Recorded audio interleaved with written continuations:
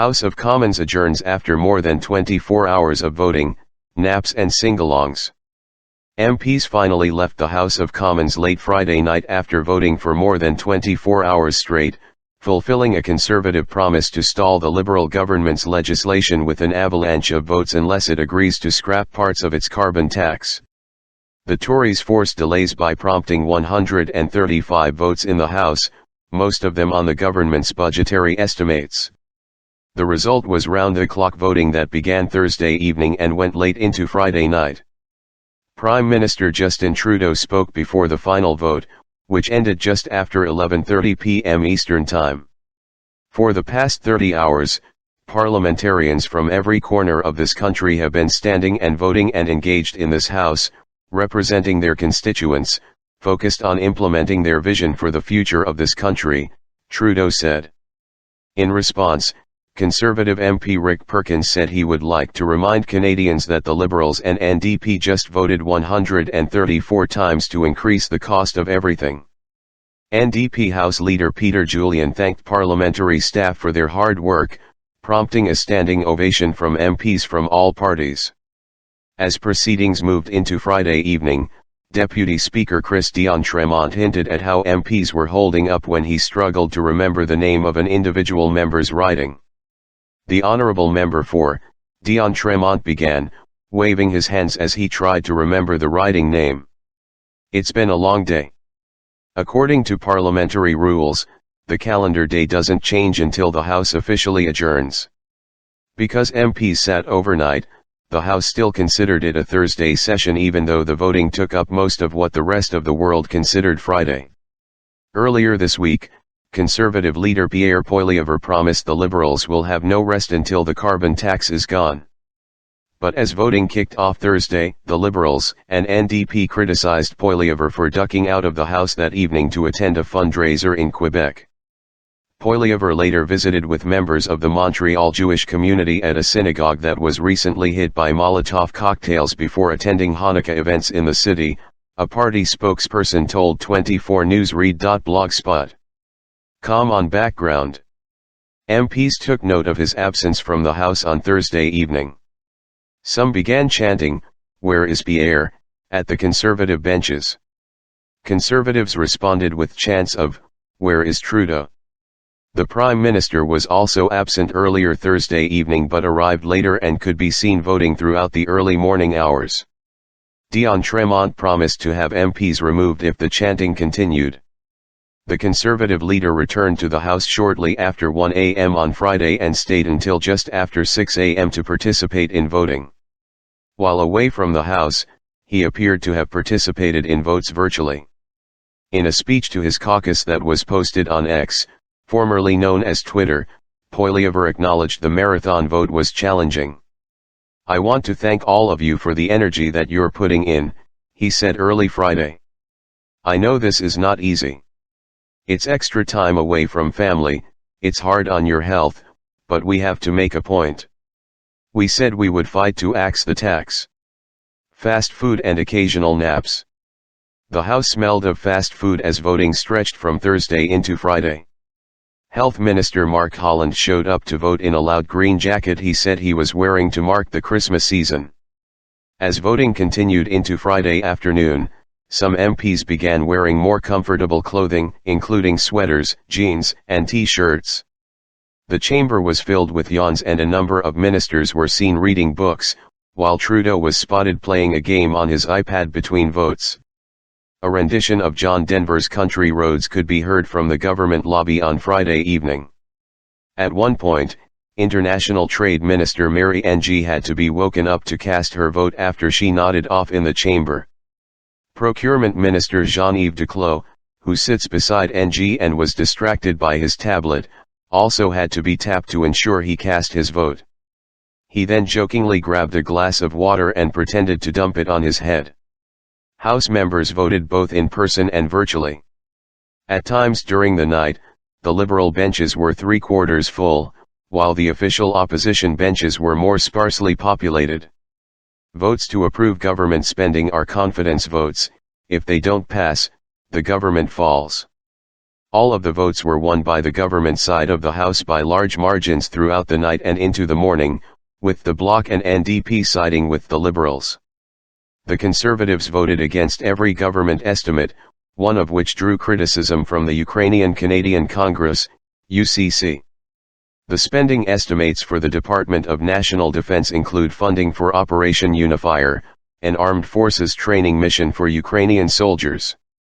The Conservatives voted against approving that estimate. Canada's support for Ukraine should be unanimous and beyond political games, UCC National President Alexandra Shiksich said in a statement. At 8:39 a.m. on Friday, Speaker Greg Fergus told the House that about half of the 135 votes had been dealt with, an announcement that was met with tired cheers and applause from the government benches. Shortly after that announcement, NDP MP Daniel Blakey stood up in the House to say, according to his math, the remaining votes will not force the House to sit until Christmas. Are there some other votes that we're not aware of that the leader of the Conservative Party is, or did he mislead Canadians, he said, referring to Poilievre's promise to keep MPs voting throughout the Christmas season. Conservative House leader Andrew Scheer spoke to reporters just before 11 a.m. He said his party has successfully killed a day of government business and Conservative MPs are going to keep doing this until Trudeau listens to Canadians and axes the tax. House leaders speak after long night. The purpose of this is to do everything we can to hold up Justin Trudeau's destructive agenda. And if he wants to get out of Ottawa, to get out of town early, he's going to have to listen to us and take the tax off, he added. The Conservatives say they want the Liberals to lift the carbon tax from all home heating energy sources, pass a bill to grant carbon tax relief to some farmers and exempt all First Nations from the carbon levy, as some chiefs have demanded. Poilievre put forward a motion calling on the government to meet those demands on Thursday. It was defeated. Government House leader Karina Gould spoke to reporters after Scheer. She said the tactics the Conservatives are employing in the House would not accomplish any of Poilievre's stated objectives. What the Conservatives are doing right now is so silly and absolutely ridiculous, she said. This is not leadership. Mr. Poilievre continues to gaslight Canadians for clickbait. There are three parties in this House that believe that climate change is real. There is one that doesn't. Gould said the Conservatives can keep the government voting all day and the Liberals will continue to stand up to the Conservatives, whom she described as bullies. NDP House leader Peter Julian said the Conservatives' tactics do not serve their MPs well and suggested the cost to keep the House operating overnight does not represent value for money. What Poilievre was trying to do was cancel Christmas, but what he's really done is cancel his own credibility, I think, over the course of the last few hours, he said. Subscribe our YouTube channel and click our bell icon for new videos. UK paid Rwanda an extra £100 million for asylum deal. The UK has given Rwanda a further £100 million this year as part of its deal to relocate asylum seekers there. The payment was made in April, the Home Office's top civil servant said in a letter to MPs, after £140 million had already been sent to the African nation. Sir Matthew Rickroft said another payment of £50 million was expected next year. The revelation came hours after Rishi Sunak vowed to finish the job of reviving the plan after the resignation of his immigration minister this week. The scheme to send some asylum seekers to Rwanda for processing and potentially resettlement, in order to deter people from crossing the English Channel in small boats, was first announced by then Prime Minister Boris Johnson in April 2022. Something to hide. But it has been repeatedly delayed by legal challenges and no asylum seekers have been sent from the UK so far. Until now it was known that the government had spent at least £140 million on the policy. Sir Matthew had previously refused to disclose updated figures, saying ministers had decided to set out the costs annually. The figures were disclosed in a letter to Dame Diana Johnson, who chairs the Home Affairs Select Committee and her fellow Labour Dame Meg Hiller, who chairs spending watchdog the Public Accounts Committee. Dame Meg told 24 News Read. Blogspot. Com4's Today program. The full cost of the policy so far had only been revealed after repeated inquiries. It almost looks like the government's got something to hide, she said. Sir Matthew stressed that the extra payments were not linked to the new treaty signed this week between UK and Rwanda as part of the government's attempt to amend the policy, which was ruled unlawful by the Supreme Court last month. Downing Street has said the costs associated with the deal were set out in the original agreement with Rwanda and that it was always going to involve additional funding. Legal Migration Minister Tom Pursglove said the money was being spent to ensure the Rwanda policy was robust. He added that the scheme was key to reducing the amount the government spends on housing migrants in UK hotels, currently £8 million a day. Robert Jenrick's immigration minister role was split into two following his resignation. Michael Tomlinson is the illegal migration minister. Labour branded the revelation of the extra costs incredible, with Shadow Home Secretary Yvette Cooper adding, "How many more blank cheques will Rishi Sunak write before the Tories come clean about this scheme being a total farce? It's basically £100 million for every Home Secretary trip to Rwanda," she said. The Home Office has said Rwanda has an initial capacity to take 200 people a year, but there are plans to increase that number when the scheme begins. The department has also estimated the cost of sending someone to a safe country, not specifically Rwanda, is £169,000, compared to £106,000 if they remain in the UK. Legal challenges.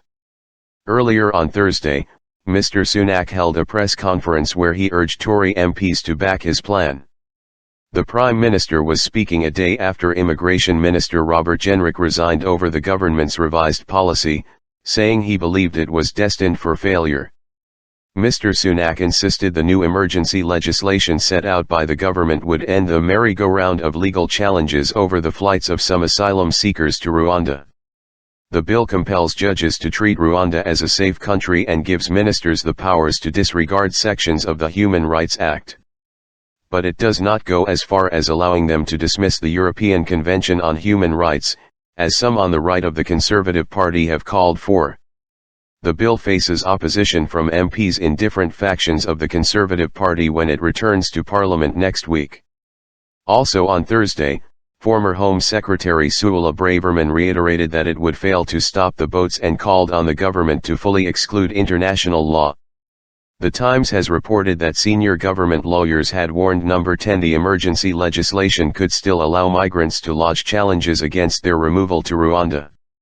Speaking to 24 News Read.blogspot.com4's Today program, Mr. Pursglove insisted the legislation would close off the routes to try to frustrate the appeals process. On Sky News he said ministers would engage constructively with parliamentarians around any concerns that they have. Subscribe our YouTube channel and click our bell icon for new videos. Anthony Albanese announces plan to reduce immigration levels following COVID influx. The Prime Minister, Anthony Albanese, has flagged a major plan to return immigration to what he believes is a sustainable level after a post-COVID influx. Immigration will be scaled back to what are considered sustainable levels hand in hand with a crackdown on abuses of Australia's intake of overseas students. The impending overhaul follows a once-in-a-generation review which determined the nation's immigration system was badly broken and in need of a 10-year rebuild, Albanese said. What we know is that we need to have a migration system that enables Australia to get the skills that we need but make sure the system is working in the interests of all Australians, he told reporters in Sydney on Saturday. Well, we are determined to fix this.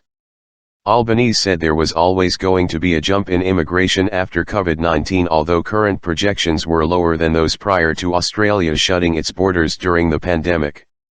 Treasury forecasts also showed the intake is expected to decline substantially over the coming financial year. However, the review, conducted by former Department of Prime Minister and Cabinet Head Martin Parkinson, had found concerning abuses of Australia's acceptance of international students, the Prime Minister said. People are coming here, enrolling in courses that don't really add substantially to either their skills base or to the national interest here, he said. So it's not in the interests of our neighbours, nor is it in the interests of Australia, that there not be a crackdown on this. We're determined to do that. While the government already had a blueprint for increased housing and a $120 billion infrastructure rollout, the full details of the immigration overhaul would be unveiled next week, Albanese said. Its preliminary announcement comes as an Eritrean-born man was expected on Saturday to appear in court as the sixth former immigration detainee arrested for allegedly failing to comply with a curfew. The AFP arrested and charged the 36-year-old on Friday night after he was located in inner Melbourne. It will be alleged the man breached the conditions of his Commonwealth visa by failing to observe his residential curfew obligations, with the offence attracting a maximum penalty of 5 years in prison and a $93,900 fine. The government has been scrambling to respond to a High Court decision, which overturned 20 years of legal precedent to rule indefinite custody of detainees unlawful when there was no prospect of resettlement. Opposition pressure has escalated for it to apologise to Australians over the affair. However, Albanese said Labor had a legal obligation to respond to the court's decision and had no interest in risking the consequences of preempting such processes. He said the government had received very clear and explicit advice on the issue, but despite making it available to the opposition, it had been ignored. A Treasury estimate earlier this year of Australia's net immigration intake for 2022 to 23 at a tick more than 400,000 has been well exceeded.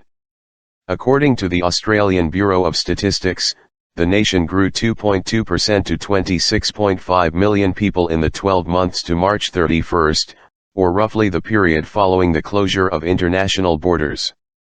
Net overseas migration accounted for 81% of this growth and added 454,400 people. Subscribe our YouTube channel and click our bell icon for new videos.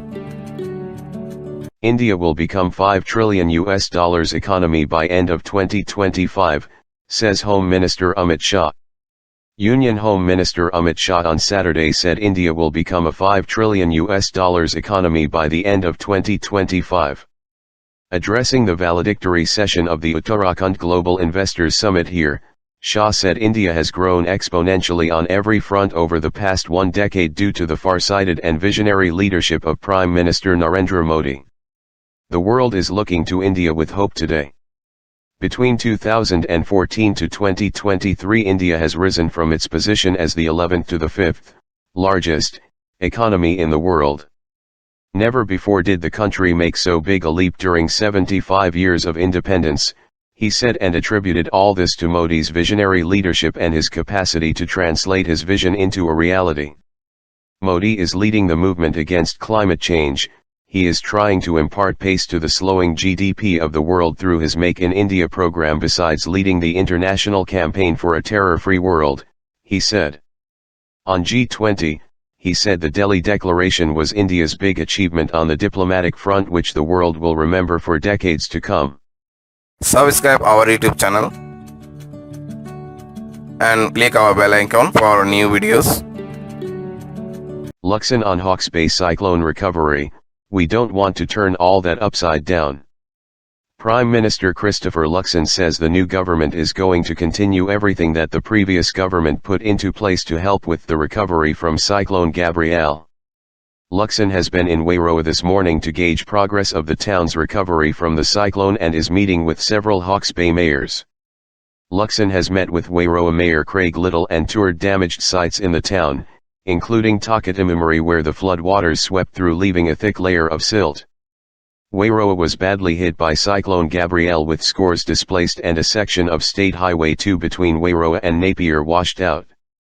In October, Little told 24 News Read.blogspot.com between $60 million and $100 million of work needed to be carried out in the town to prevent similar disasters. Luxon said today the government is committed to being in Hawke's Bay, engaging with the local community.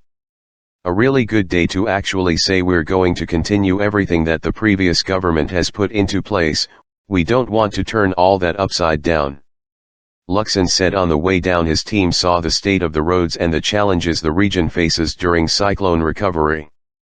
We want to get an assessment of what is actually needed, Some of it will be money and some of it will be regulation. Luxon said he wanted to avoid more talk and more consultation where nothing gets done. It's good to get a sense of the priorities of where we can put the emphasis and the push. Luxon said conversations with local mayors and leaders had proved invaluable. I think the community here has been very well represented by leaders. Luxon said part of his government's 100-day actions plan was getting on the ground repeatedly in the region. That's job number one, to make sure we've got a good assessment. Earlier, Little said he told the Prime Minister flood protection was top priority because the town did not have any. There were still 130 homes that were unlivable and half of them were uninsured, he said. Little also told Luxon he wanted State Highway 2 fixed, because it was continually closed due to slips in poor weather. Asked what he can actually do about the dismal state of SH2 between Wairoa and Napier, Luxon said there was a big conversation to happen on State Highway 2.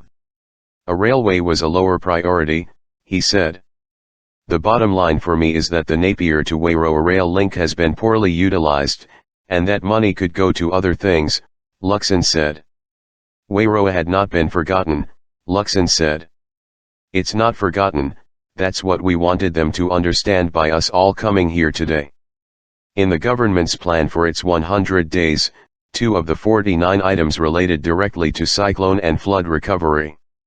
Meet with councils and communities to establish regional requirements for recovery from Cyclone Gabrielle and other recent major flooding events.